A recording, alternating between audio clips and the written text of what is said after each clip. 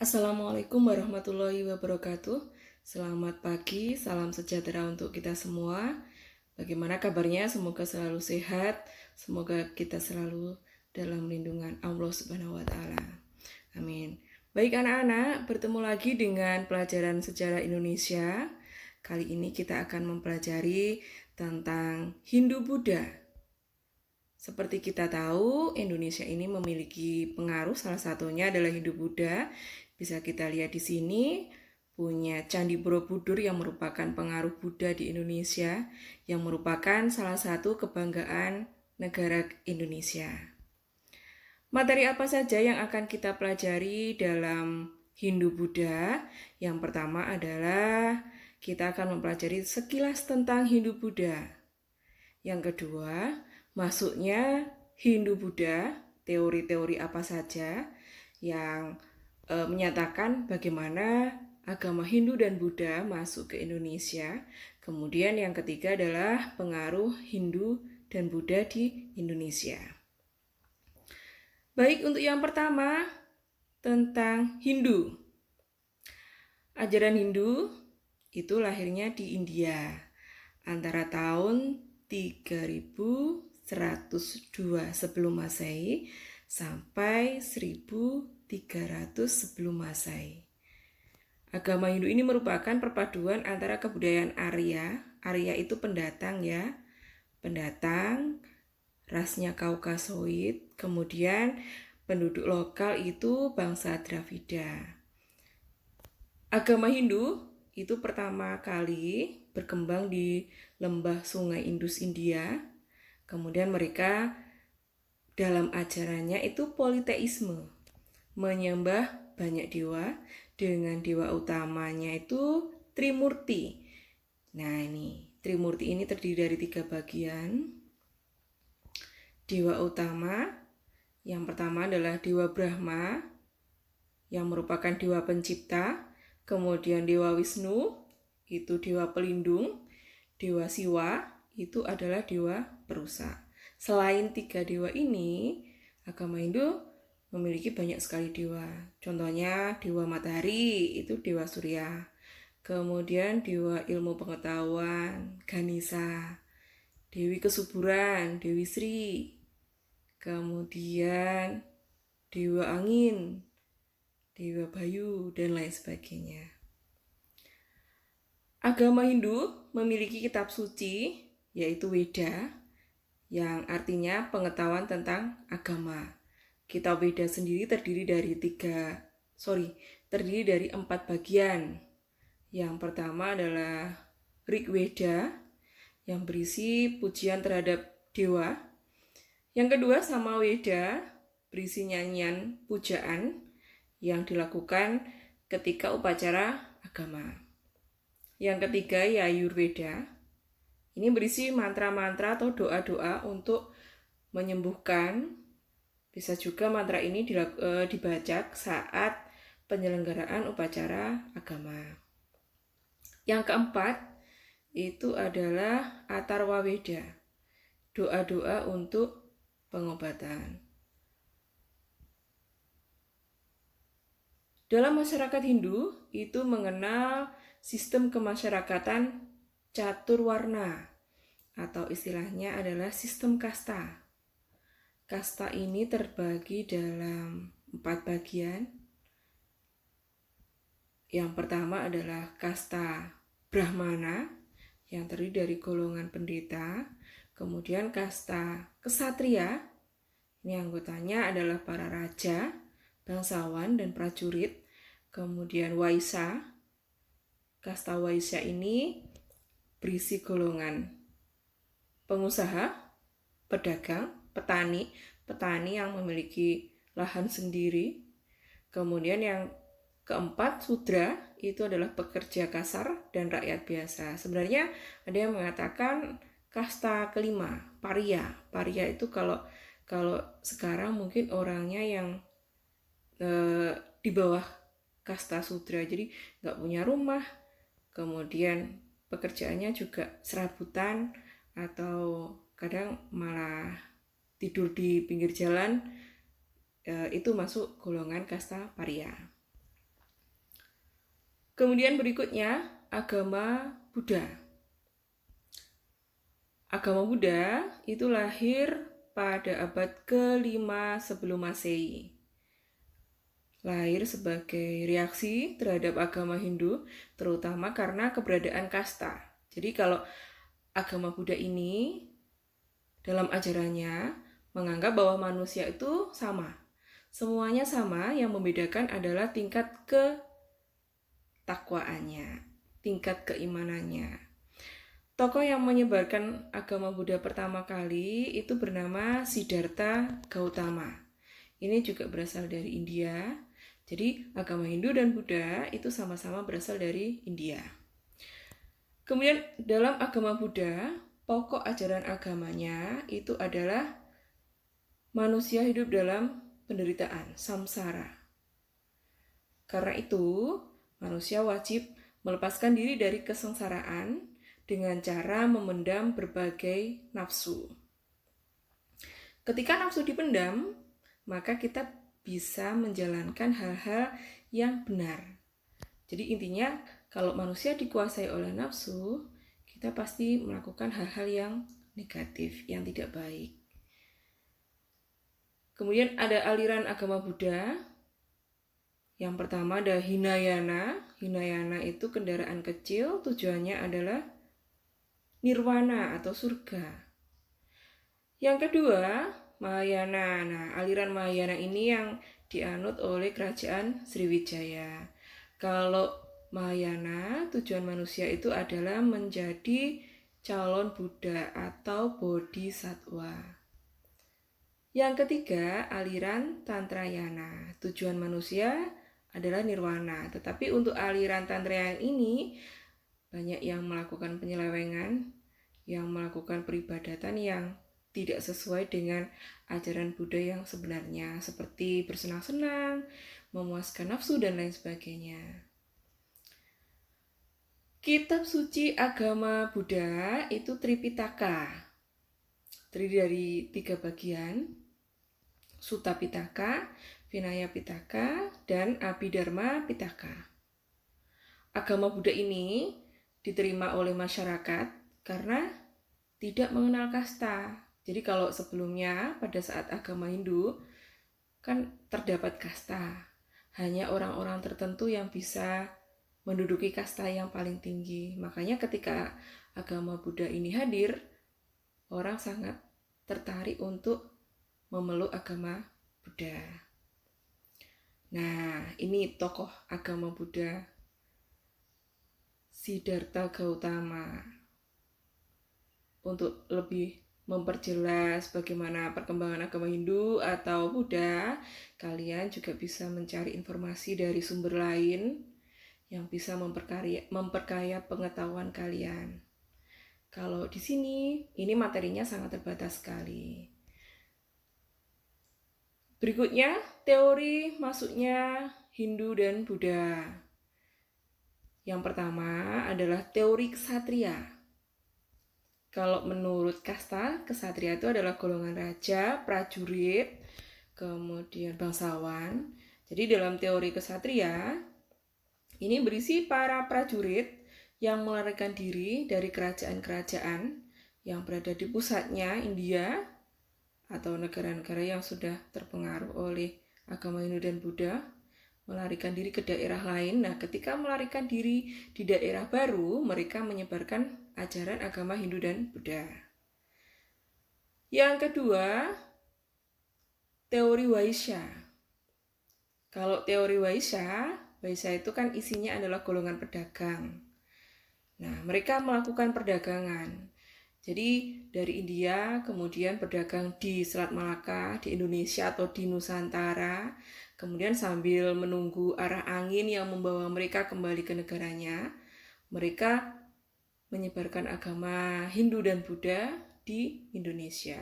Mereka juga melakukan perkawinan dengan penduduk lokal sehingga banyak penduduk yang terpengaruh untuk memeluk agama Hindu dan Buddha. Kemudian yang ketiga, teori Brahmana. Kalau Brahmana itu kan golongan yang berisi para pendeta. Jadi agama Hindu dan Buddha itu disebarkan oleh golongan orang-orang yang mengerti dengan ajaran agama Hindu dan Buddha. Nah, ketika berkunjung ke daerah lain, mereka mulai menyebarkan agama Hindu dan Buddha. Yang keempat, teori Sudra. Kalau teori Sudra, ini kasta Sudra, mereka kan menduduki kasta yang nomor 4 di negara asalnya. Di sana mungkin kehidupan ekonomi mereka tidak sebagus kalau misalkan dia kemudian bermigrasi, pindah ke daerah lain. Nah, ketika mereka pindah ke daerah lain, mereka mendapatkan kehidupan yang lebih layak, kemudian sambil menyebarkan agama di daerah yang mereka tuju. Ini menurut teori Sudra. Kemudian teori yang kelima itu teori arus balik. Kalau teori arus balik, ini maksudnya adalah orang Indonesia kemudian mempelajari agama Hindu dan Buddha di negara asalnya, kemudian kembali lagi ke Indonesia atau ke Nusantara dulu ya istilahnya, kemudian menyebarkan agama Hindu dan Buddha di negara asalnya, di Nusantara atau di Indonesia ini. Oke, ini peta masuknya agama Hindu dan Buddha. Jadi bisa dilihat dari India, ini jalurnya. Ada yang datang di abad ke-3, kemudian abad ke-7. Nah, ini dari India, kemudian dari Cina. Karena pengaruh Hindu dan Buddha ini tidak hanya di India saja, di Cina juga terdapat pengaruh Hindu dan Buddha terutama untuk Cina. Kemudian berkembang menyebar sampai ke Asia Tenggara termasuk ke Indonesia. Oke, berikutnya pengaruh Hindu-Buddha di Indonesia. Pengaruh Hindu-Buddha di Indonesia ini sangat banyak sekali ya. Yang pertama adalah bidang politik dan pemerintahan. Sebelum masuknya Hindu-Buddha, bangsa Indonesia itu pemerintahannya berbentuk kedatuan. Suku, kepala suku. Kepala suku itu dipilih menurut kekuatan dan kelebihannya. Kalau istilahnya adalah primus inter pares. Nah, ketika Hindu dan Buddha masuk, pemerintahan itu berbeda lagi. Konsepnya adalah tentang dewa raja. Bahwa pemimpin tertinggi dalam sebuah kelompok adalah seorang raja sehingga muncul kerajaan. Ini beberapa kerajaan yang ada di Indonesia. Kalau kerajaan Hindu-Buddha yang pertama di Indonesia itu adalah kerajaan Kutai yang berdiri kurang lebih abad ke-4 sampai ke-5 Masehi di Kalimantan Timur. Kalau ini kerajaan Majapahit itu merupakan kerajaan yang besar, wilayahnya sangat luas, mencapai Asia Tenggara. Kemudian yang berikutnya adalah kerajaan Sriwijaya. Ini hanya contoh saja ya, karena banyak sekali kerajaan Hindu-Buddha di Indonesia. Nah, ini adalah peninggalan kerajaan Sriwijaya. Kemudian ini adalah peninggalan kerajaan Majapahit. Kenapa saya ambil contoh peninggalan kerajaan Sriwijaya dan Majapahit? Karena kerajaan Sriwijaya itu bisa dikatakan sebagai kerajaan yang merupakan cikal bakal Negara Kesatuan Republik Indonesia yang pertama. Dilanjutkan nanti Majapahit yang merupakan bisa dianggap sebagai kerajaan yang merupakan cikal bakal Negara Kesatuan Republik Indonesia yang kedua. Oke, berikutnya pengaruh Hindu-Buddha di Indonesia itu di bidang ekonomi dan mata pencaharian. Sebelum ada pengaruh Hindu-Buddha, bangsa Indonesia itu masih mengandalkan sektor agraris atau tradisi pertanian. Nah, ketika Hindu-Buddha masuk, mereka mulai mengenal perdagangan. Di sini pengaruhnya ya terlihat. Jadi kalau yang semula hanya sektor pertanian saja atau sektor agraris, kemudian berkembang ke bidang perdagangan. Perdagangan dulu dilakukan melalui ini. Biasanya orang yang tinggal di pesisir. Jadi saling tukar-menukar barang dagangan. Kalau ini bisa dilihatkan kapal yang mereka gunakan untuk melakukan kegiatan pelayaran dan perdagangan. Jadi kapalnya masih sederhana, masih menggunakan arah angin. Jadi ketika menunggu arah angin yang membawanya kembali ke negara asal, mereka sambil berdagang, sambil menyebarkan agama Hindu dan Buddha. Pengaruh Hindu-Buddha di Indonesia yang berikutnya itu di bidang arsitektur. Kalau di bidang arsitektur, ini bisa kita lihat dari bangunan-bangunan Hindu dan Buddha. Mereka mendirikan candi. Candi itu bisa digunakan untuk tempat beribadah, yaitu pemujaan terhadap dewa-dewa. Jadi dalam candi biasanya dibangun arca atau patung yang digunakan untuk memuja dewa. Kemudian kalau untuk yang Buddha dibangun stupa-stupa, kemudian di situ juga ada arca Buddhanya. Tetapi perkembangan berikutnya untuk Indonesia, candi itu bisa difungsikan sebagai makam. Nah, contohnya Candi Simping ini berada di Blitar, di wilayah Kademangan. Ini merupakan makam Raden Wijaya. Raden Wijaya itu adalah raja pertama kerajaan Majapahit. Nah, ini contohnya candi yang ada di Blitar. Ini Candi Penataran. Kemudian ini Candi Sawentar. Candi Sawentar ini cukup luas juga. Kemudian ini Candi Simping atau Candi Sumberjati yang merupakan makam Raden Wijaya. Ini hanya beberapa ya, karena banyak sekali peninggalan Hindu-Buddha di Blitar, kemudian di Indonesia juga sangat banyak. Pengaruh Hindu-Buddha di Indonesia yang berikutnya adalah bidang tulisan dan bahasa. Kalau dalam bidang tulisan dan bahasa, itu terlihat dari penggunaan bahasa Sanskerta dan huruf Pallawa. Bahasa Sanskerta dan huruf Pallawa ini banyak digunakan dalam prasasti maupun kitab. Nah, ini contohnya. Ini kitab Negara Kertagama. Kakawin Negara Kertagama. Jadi banyak sekali selain kitab Negara Kertagama ini, ada juga kitab Arjuna Wiwaha, kemudian kitab Sutasoma, kemudian ada lagi kitab Ramayana. Nah, ini beberapa kitab-kitab yang dihasilkan masa kerajaan Hindu dan Buddha. Nah, kalau tulisannya ini adalah yang digunakan dalam prasasti menggunakan huruf Pallawa dan bahasanya adalah Sanskerta. Pengaruh Hindu-Buddha di Indonesia yang berikutnya, yang bidang kepercayaan. Sebelum Hindu-Buddha masuk, bangsa Indonesia ini sebenarnya sudah memiliki kepercayaan. Kepercayaannya adalah animisme dan dinamisme. Mereka memiliki simbol-simbol yang bermakna filosofis, mempercayai adanya roh nenek moyang. Nah, ketika Hindu dan Buddha masuk, banyak yang menganut ajaran Hindu dan Buddha, tetapi mereka tidak serta-merta meninggalkan kepercayaan yang ada. Jadi, contohnya begini, ini candi. Candi kalau di India hanya fungsinya untuk pemujaan, tetapi di Indonesia nanti bisa digunakan untuk makam. Ini salah satu cara menghargai adanya roh nenek moyang.